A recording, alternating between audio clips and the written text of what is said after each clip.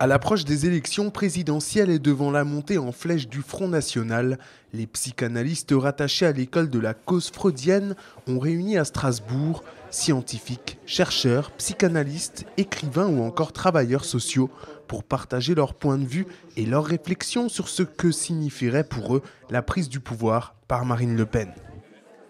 C'est le but de la soirée, oui, c'est le but de la soirée, la diversité des opinions, mais la convergence sur l'opposition au test du Front National. Le déficit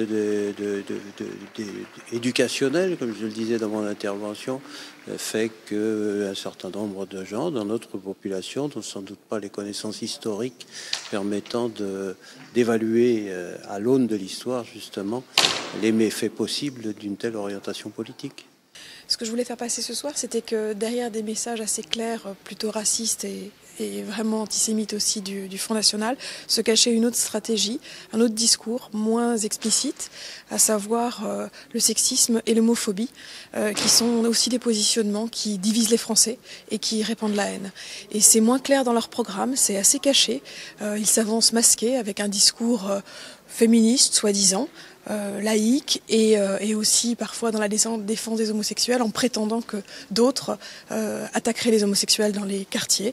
Et par ce biais-là, ils véhiculent véritablement un discours raciste, mais cachant derrière, malgré tout, un programme particulièrement inégalitaire, que ce soit entre les hommes et les femmes et que ce soit entre les hétérosexuels et les homosexuels.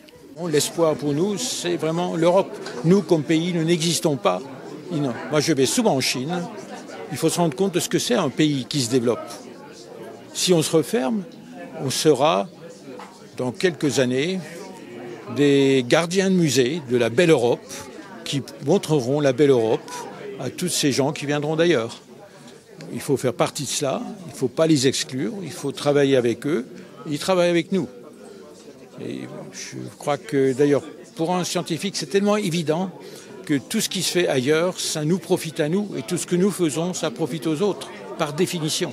J'avais envie de faire passer un peu le même message qu'à Bordeaux et de continuer la même réflexion. C'est de faire comprendre que le vote utile, c'est une idée très raisonnable. Ça veut dire qu'on vote en pensant aux conséquences de son acte, qu'il n'y a pas que le vote par conviction et par enthousiasme et par rêve qui est légitime. À partir du moment où on pense que c'est un danger absolu que de laisser les commandes de l'État dans les mains de Marine Le Pen, eh bien, c'est un danger absolu et on peut voter pour n'importe quel des on, puisque les 4 autres sont des on, leur nom se termine par on peut voter pour n'importe lequel et au second tour surtout, voter pour l'adversaire de Marine Le Pen, qui a sa place tout à fait en France, légitime, mais surtout pas à la tête de l'État. Marine Le Pen n'a plus le monopole de la dénonciation du système, mais si on la compare à la plupart de ses concurrents, c'est elle qui a l'attitude la plus primaire, la plus éruptive, la plus hargneuse et la plus obsessionnelle. Ce qui m'a donné envie de venir, c'est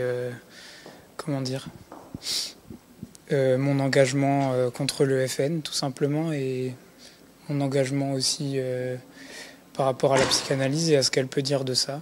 Tout simplement, au vu des élections présidentielles à venir, je pense que c'était important d'écouter aussi des intellectuels de la scène strasbourgeoise parler autour de ces élections et puis militer contre Marine Le Pen, enfin en tout cas les extrêmes.